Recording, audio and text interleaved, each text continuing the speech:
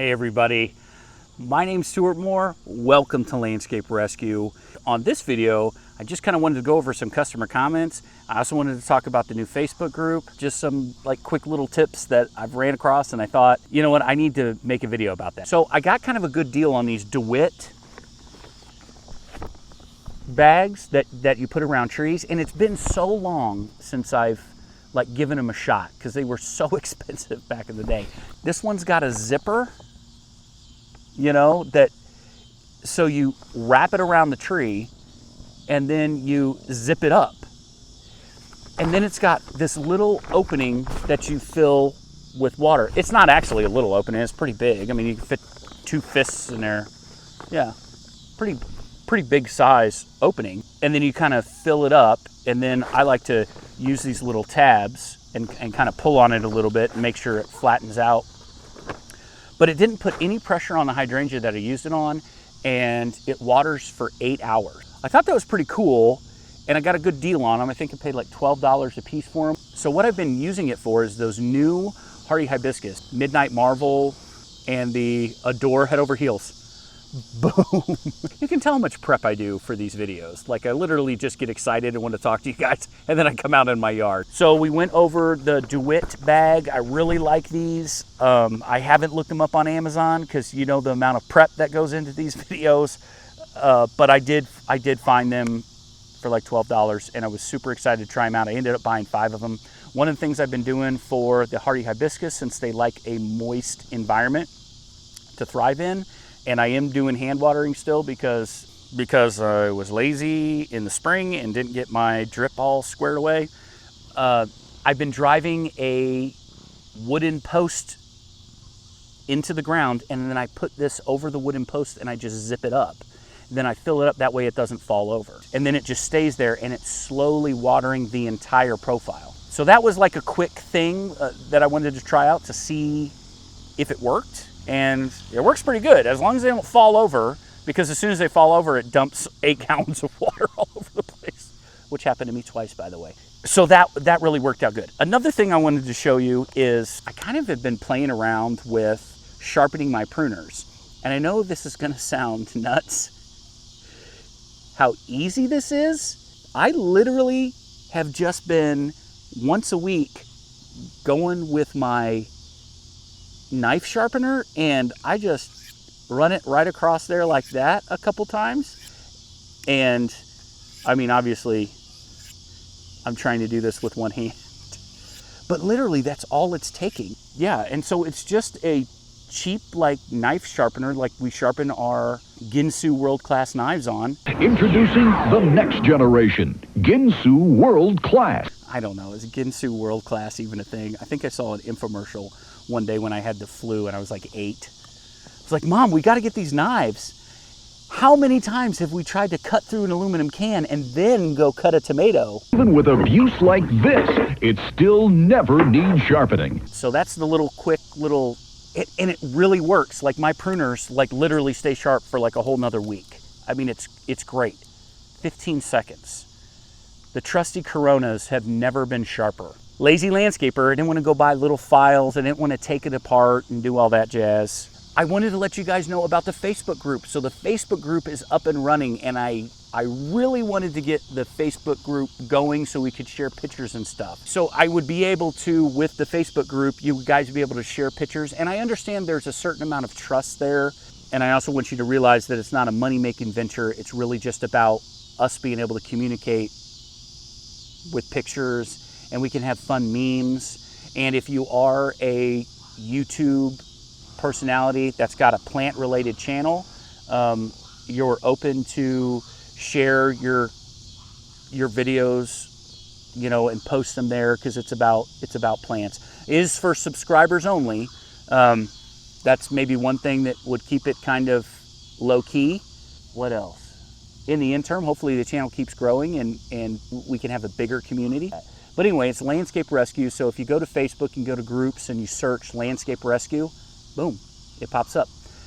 And I hope to see you guys there. I'm pretty excited. There's not very many people on it as of today, but I haven't gotten the word out yet. Kind of a couple people here and there in comments that I've told about it when I remember to do it. If you have a Facebook and you don't mind being in the group with us, I think everybody would love to see you there. So that's it. Facebook group. Boom. Did it. I came from work, so I had to make myself a name tag. I used one of my prison nicknames, which was Fancy Foot. Just to tell you the quick story behind that, we were in the chow hall. Tony Two Tones, who was kind of my frenemy in cell block C, challenged me. He's always been intimidated by me, by the way. Challenged me to a dance-off. If you know anything about prison, the hierarchy was always figured out by dance. So anyway, he was biting for one of my spot, and I had to engage. The problem is, I only had one tap shoe at the time because one of the neo-Nazis stole my tap shoe, was going to trade it for some ramen noodle and a can of tuna. I mean, I later ended up getting it back because of another dance-off. I only had one tap shoe. So, you know, it was kind of one of those things. Like when you get a dance challenge, you take on that challenge, you know, come get some, you know. It's the manly thing to do, right? I end up, the prison guards, all the guards, because the guards understand that, hey, it might not be something they agree with, but it needs to kind of sort itself out. They get a big circle, you know, they push everybody back with this was a pretty high-tech prison I was in, so they had, you know, like plasma batons, and they put, you know, nobody wants to mess with those, and they push you back. And so we got a big circle going. I cleared off the table. I made myself a little stage, and I just went to town with just one tap. Now, this was also during the 80s, and tap dancing was huge. Yeah, there was a lot of very famous tap dancers. I ended up victorious, and Tony Two Tones, you know, I took him down a notch, took him down a couple pegs. Think about it, he got his nickname because he was in the a cappella group that I was in. He could sing both, I mean, very talented. He could sing both tenor and baritone, which was, you know, kind of nice. But anyway, that's how he got his nickname, Tony Two Tone. So if anyone was wondering why I have a name tag on, Fancy Foot, that's where it came from, was prison. Customer comments. Let's read some customer comments real quick. I've got 20. I pulled 20, and most of these are, well, there wasn't a whole lot of comments about the memorial tree video. Kind of an intense video. You guys aren't used to that. I'm okay with it. When I put that one out there, I said, you know what? Probably not. My audience probably doesn't want to hear Serious Stuart. Serious Stuart comes out from time to time, especially at work, where I am the nursery department head. I get to be around plants all the time and talk to customers about plants every day, and I'm very excited. And this new company that I'm with, there's a lot of upward mobility, and there's good benefits and 401k, you know, boring 40-year-old guy stuff that I have to start worrying about now. It's not all fun and games like it used to be. Oh, like it used to be back when I was 39. All right, Tracy, is it Watt? Tracy Watt? W-A-T-T? Anyway, Tracy, great subscriber, always comments. I love hearing from her. Never thought about it this way. This is in reference to the, and you know what? I didn't put what video you were commenting on because I'm a genius. So Tracy said, I never thought about it this way. You're absolutely correct. Why not give them a carnival goldfish too, right? And that was very, very funny. I laughed literally out loud. So I LOL'd when I heard that. So Tracy, thank you very much. Or it's a guy. It could be a guy. There's Tracy's. Dick Tracy, for instance. Well, that was his last name. Never mind. But yeah, great comment. That was awesome. I always like giggling a little bit. I think this is Cheryl Hollerbeck. Hollerbeck if you hear me. Right, Cheryl? Just love your videos. Keep up the good work and your incredible humor. I hope you still think I'm funny after I said Hollerbeck if you hear me. If you hear me. Will, another really good subscriber, comments on every video. Thank you very much, Will. He says, good points. Let's put an end to memorial trees and have memorial gardens with a small, tasteful monument. And by the way, if I end up passing away and somebody wants to get my family a memorial, please some sort of gargoyle, maybe a very solemn Grim Reaper statue,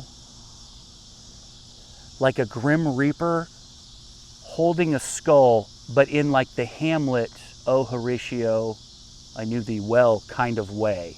So there would be two kind of like mixed genres there, you know.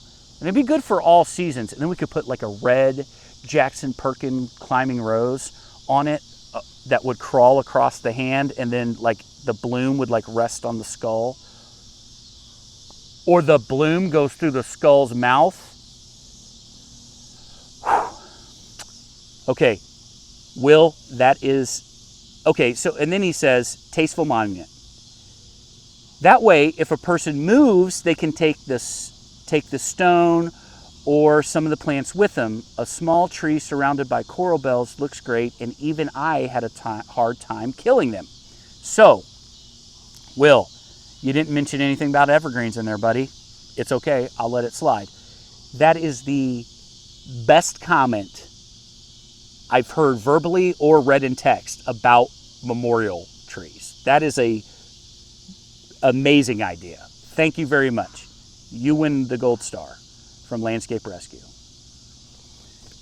for what that's worth. Maybe a pewter star if we had to go into the coffers for a star. It might be made of an old aluminum can, but you earned it, buddy. Linda says, what are the things you use for planting dogwoods? What is the best size to plant in the yard? I have a small one that's about 18 inches tall. Thank you for your help and information. Okay, Linda. Look at Linda. Linda, look at Linda. Guys, Linda, listen, Linda. I want you to plant the dogwood in the right place. That's kind of what that was about. I used the Agriform 2-year fertilizer tablets and a mycorrhizal inoculant. Okay, I'm not hung up on one or the other. I've been using Dr. Earthgrow lately because I can find it. Then you have Roots MRT, which you can only find in like a 25-pound bag. They don't make a smaller bag. So literally, when I want to do a project, I just go pick up an $8 bag of Dr. Earthgrow. You can find them on Amazon. I think I've got a link to them. You just want endo and ecto mycorrhizal fungi, not necessarily for the dogwood, but just so it's a general purpose, because you've got two most commonly associated mycorrhizal fungi, and that's the two, endo and ecto. I can't think of a tree that doesn't have a relationship with it. So if you were doing a tree, and dogwoods get pretty big, but dogwoods live a long time. So dogwoods are like, you know, you can have a 100-year-old dogwood. Now, typically that's towards the end of their lifespan because they typically get borers because they get a little older. I don't want dogwoods in full sun because I've seen them living in full sun, the regular Cornus Florida. The problem with that is they get stressed out. And when they get stressed out, they end up getting bored. And so if you've ever seen, oh, by the way, nobody left a comment about the tree of Gondor. That was like the nerdiest reference I've ever made, and nobody said anything. It's like the ugliest tree in cinema. The tree was all the way up at the top. No one watered it because, first of all, you don't have enough pressure with, you know, medieval times, one of those hand pumps to get it all the way up there. It was like 90 million stories high, or carry a 5-gallon bucket. I mean, think about how many peasants it would take to water that thing. So it's just sitting up there. It's probably above the rain clouds too, so it didn't get anything. It's closer to the sun. Anyway, that thing definitely had borers. Linda, that's what, they're gonna get about 30 by 30. I mean, happy, we probably won't be around for that. Your dogwood, it's probably gonna take a long time. So that's kind of what I would do with the dogwood. I was gonna keep it in the shade. I'd make sure it was watered well, put a nice thick layer of mulch on it. Obviously not up against the trunk, and just watch that little 18-inch tall dogwood grow. How much fun is that to watch something start from infancy? I have a lot of fun as a parent because I get to do that thing. Sherry says, Sherry She, S-H-E-A, Sherry She says, how interesting. I was just thinking about buying a very small tree for a girlfriend in memory of her mother who had recently passed. I'm definitely not thinking about a big tree or a dogwood. I was thinking more of a rosemary topiary, as a universal symbol of remembrance. Curious about your thoughts. I've been watching you and all your videos. I would also interested in your help and opinion on deer-infested areas, what to plant, how, and tips. Thank you, Sherry. Sherry, I need to do a video on deer-resistant things. That's important. There is a lady, and I really like her. She's blonde, attractive. Oh man, she's got a pretty good following. She's pretty big in there, but she has deer issues. Her, and I know you guys know who I'm talking about already. She has like chain link fence around her garden. She planted some sweet peas. I watched her do that up a trellis this winter. I watch her a lot in the wintertime, and she has a spray that she uses, and she goes out quite frequently. And what I found with deer resistant, if you're gonna do the spray, here's the thing. I've heard of people drilling holes in Irish Spring soap and hanging it on things. I've also had people say that didn't work. Castor oil. I've had people say they go out after every rain and they give everything a nice dose of castor oil, make everything taste bad, but what you're doing is you're training the deer. You have to think, prey species are skittish. Things scare them. They get trained very easily. Finity Estates has problems with deer. I went by there yesterday. I hadn't been over there in about 2 weeks. I went by there yesterday. They haven't been watering, but whatever. And the deer are still munching on those Sunfinity sunflowers. Oh man. Oh, I bought those with my own money too, but whatever, it doesn't matter. There's a sprinkler out there that you hook up and it's motion sensitive. So whenever something walks, it sprays them real quick, right? And can you imagine, as skittish as deer is, that would scare the living snot out of a deer. Oh man, that'd be crazy. And it wouldn't be bad if it scared the poop out of them because it's not hot. It's like goat or rabbit droppings. You can put them right on the garden, so no big deal. I think it's got something to do with their digestion, that it breaks stuff down so well that, you know, you just put it right on the garden. That'd be cool if there's like 15 or 20 of them and they're all like getting real close, and then the sprinkler hits them and they just fertilize your whole berm. That would be awesome. But I don't live in fantasy land, and I wonder if they would get used to that. I don't know. That's something I want to try. Deer infested areas, okay, what is deer resistant? Black-eyed Susans, May-night salvia, deer resistant. Butterfly bush is pretty deer resistant. That's why I put some on that berm at Affinity Estates. Hydrangeas, not deer resistant. Don't do that. Allium is deer resistant. They don't really like that. It's an ornamental onion. Anything stinky, you know, like stinky stuff. Marigolds, stinky. Geraniums, stinky. I don't think they eat geraniums. Let me know. I don't know. Roses, it's like cotton candy to deer. Same thing with hydrangeas. But black-eyed Susans, I'm pretty sure anything in the Rebeckia family. So even if you did like those Irish eyes and those autumn colors, Rebeckia, some May-night salvia, like you could make a nice little, some butterfly bush, like you could make a nice little verbena, I think. Pro tip.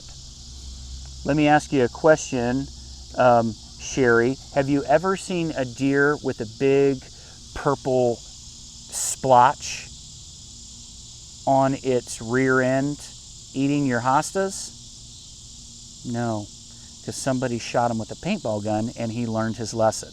I don't condone going out there and just smoking a bunch of deer with a 240 Bravo. That's not what I'm saying. What I'm saying is, because you got to train them, right? If you kill him, then he doesn't go back and tell his friends not to go over and eat your hydrangea, your bobo, right? You gotta sleep outside in a ghillie suit, and then when you see one of them, you just gotta let loose with like a Titman 98 Custom with a 16-inch Smart Parts barrel or something like that, and just, you know, crank that thing up to 280 feet per second and get them. Okay, Jody V. Jody, great topic. In 2015, my mother-in-law passed away, and in 2020, my dad passed away. That is hard. That's hard. I love my mom. That makes me sad. Revamped my whole backyard last year and decided to plant a lavender chiffon rose of Sharon standard as a memorial to them. Lavender happens to be my mother-in-law's favorite color. See, that was a good interpretation of that, right? You found something that you knew was going to grow well, that you had experience with, and you linked it, you made that parallel to the person that you wanted to, share that memory with. That was a good move. That was smart, right? It might, see, you notice in this comment, it didn't say anything about her favorite tree or her favorite plant. It was her favorite color. Great. So for me, it was perfect. So far, it's growing and thriving fine. It's a Rosa Sharon. I think Rosa Sharons grow even where you don't want them to grow. But as you state, the reality of it is that it's a plant, and sometimes plants die. They get knocked down by a storm, and anything can happen to it because it's nature. So we have to take these chances when applying someone's death to a living plant. I agree 100%. That's why I thought Will's comment was so powerful and such great advice, is because you're associating their memory with that activity of going out there and taking care of something, right? The whole area. You can go out there and you can weed it 30 minutes before you go to work or something to that effect, and walk by and feel connected to them, right? So and the statue was a great idea too. Jody made it an equally just as good point. Like, it's risky to associate it with one item. So maybe several living things, and you're associating the activity with the memorial of going and just connecting with them and being mindful of them. What a beautiful thing to do. Tina Henderson said, "Thank you, Stuart. We just went through this process of purchasing a memorial tree in memory of my son who passed last year." Jeez Louise. Who's cutting the onions? You've given such great information here. Thankfully, we had help from a knowledgeable nurseryman and found a tree we believe will thrive in our hot, dry weather here in Northern California. I am horribly sorry for your loss. As a parent, I can just imagine how hard that would be. Glad somebody actually took that seriously. Probably the most important thing you do as a nurseryman, as far as paying it forward. So anyway, Tina, thank you very much for that comment. JWM, which is an Army buddy of mine, we were in basic together, I believe.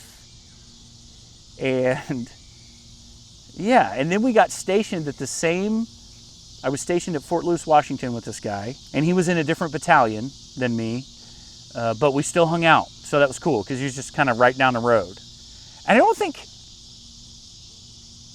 he had a car, because I felt like him and I were always just jamming out in I had a Geo Metro, manual Geo Metro that my mom gave me.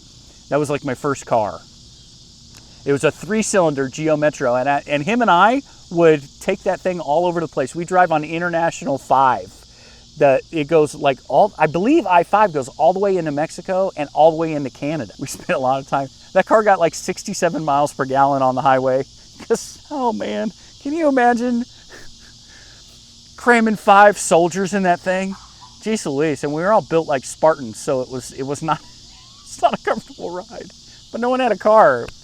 Anyway, man, that was good times. He says, steaks and bullets. You are the best landscape man on earth, just so everyone knows. Well, thanks, buddy. I feel like you might be a partial audience for me, but I appreciate it. It's like when my mom leaves comments. She's like, "You're amazing." Thanks, Mom. Kathleen O says, "Very informative. You manly men are soft as puppy $SH plus."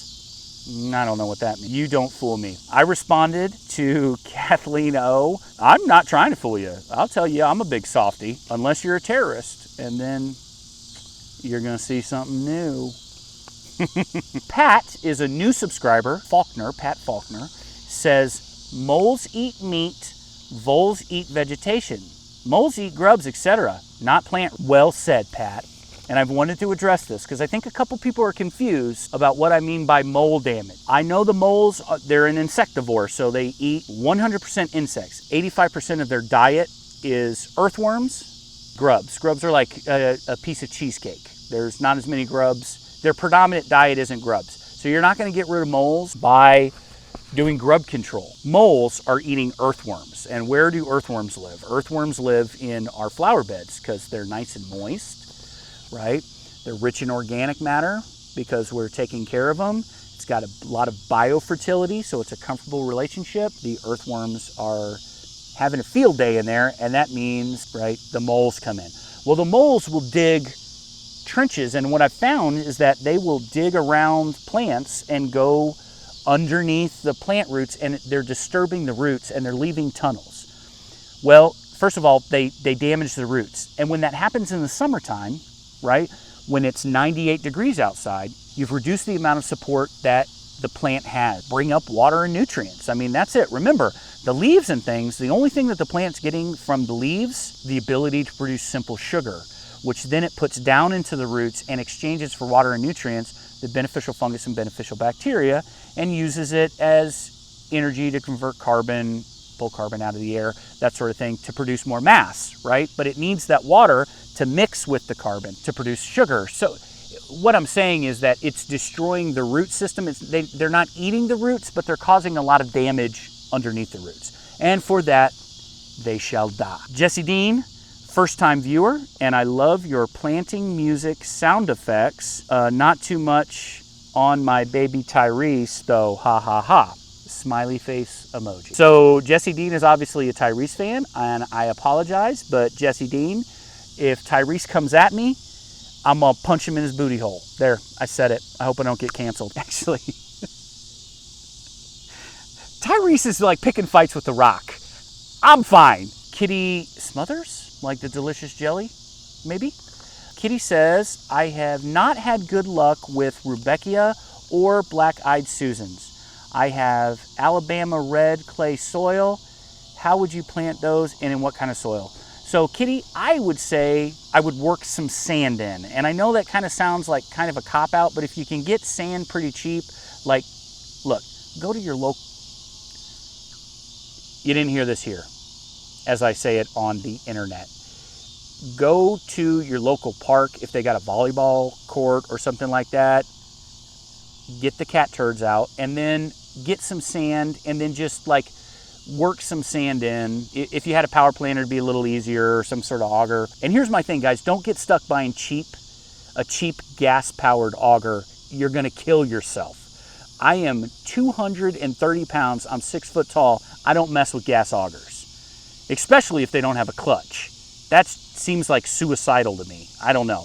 I'd rather be in the airport in Afghanistan. So that's what I would do. I would just mix that in and be careful when you're mixing in organic matter, because clay has a tendency to holds onto its water molecule very tight. But clay is very nutritious. Like, there's a lot of good stuff in clay. We have to break up that soil structure and change the soil structure.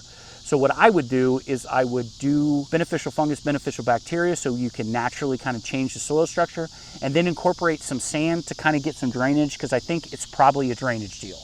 Like here in Missouri, like I can't kill black-eyed Susans in our clay, but I think a lot of times people misconstrued clay with red soil, right? Soil that's got a lot of iron in it. Keep that in mind. I know you know your soil. I know you dig your holes, but yeah, working in some chat or working in some sand would probably help. Lorna Dunefat, as always, thank you for sharing, and a big thank you to your mom and dad for their service. Blessings. Thank you very much.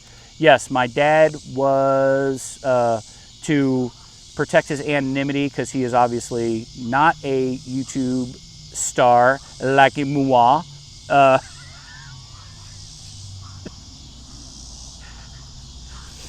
Oh man, I'm laughing at the fact that I called myself a YouTube star right now, by the way. I'm somewhat still amused by how this is working out. I love my dad, I'm very proud of him. And my mom served in the military. That's where they met. In Fort Eustis, Virginia, I believe, is where they met. And my mom and dad are both plant people. So they're kind of cool folks to have grown up with. And that's where I learned, like, it wasn't not manly. It didn't make sense to me when I got older, that guys would bust my chops about being into flowers and stuff. But I don't know. It never resonated with me, because my dad was like the toughest dude I met. The guy broke his neck after he retired, by the way, broke his neck carrying some rugs up some stairs at church, and I guarantee the dude probably finished putting the rugs down, and he plays with flowers. Bracken Flowery. I am going to try to start some Shasta daisies from seed. I'll start them in January to hopefully set some blooms the first season. We will see. If in doubt, PW will come to the rescue. Yeah, I have good luck with proven winner stuff, but it's all about the grower. You know, like the variety is only as stable as the grower who grows it. So if they're not leaving it in the pots for very long, if they're pushing a plug out in 2 months, then there's nothing you guys can do if you're planting them in July and August. It just is what it is, you know. So it's not about, just remember, it's not about the first year, it's about the second year. I mean, if stuff's still not doing anything the second year, especially if you're using the beneficial fungus and beneficial bacteria. Two more. Nicole Shaw. I have 3 small flower beds with a variety of flowers and small shrubs.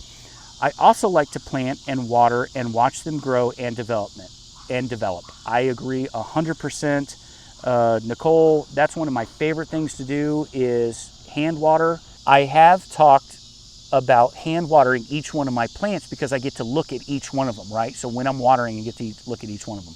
But my gardens have gotten so big now that I do a lot of drip. But I do still do a lot of hand watering, and I feel like that is just such a cool way to connect with plants. So that's what Nicole was saying, in that she likes to hand water and watch things develop. When you're running things off of an irrigation system, you lose a little bit of that individual, you know, touch. And you lose a little bit of that connection with your plant. Kimberly Cochran? Maybe Kimberly? Sorry if I mispronounced that. Your black-eyed Susans and sunflowers are beautiful. I am so jealous of your full sun conditions. I recently removed a huge hedge of 3 yews and gained a part sun area, and she's super excited about it. And I'm excited for you too, Kimberly. That's probably going to be the most fun for you, is learning about all these plants. But you've got to be choosy. You've got to be choosy. I have all full sun, so I can experiment and play around. But like, you're going to have to commit to a handful of plants, and I do not envy that. So good luck, Kimberly. I hope I can help you. Let me know in the comments if there's anything I can do. I'm here for you. Probably joining the Facebook group would be a good idea, because we can all kind of bounce some stuff off for you. But because there's a lot of really cool, really intelligent plant people that have subscribed to this channel. So you guys are all going to have, Kimberly's going to have access to all of you guys if we can get into the Facebook group. One way or the other. If there's 30 people, if there's 1,000 people, I mean, we're still going to have a lot of fun. We're not going to do any spam, and I need some administrators. I'm thinking that's probably a good idea to help me kind of let people in on the channel. Make sure you answer all the questions, because they're going to be really important. That's it. That was 20 questions or 20 comments from subscribers. I really appreciate you sticking around. The sun is going down. The mosquitoes, I probably got about 90 mosquito bites. My name's Stuart Moore. Thank you very much for letting me into your home to talk about plants.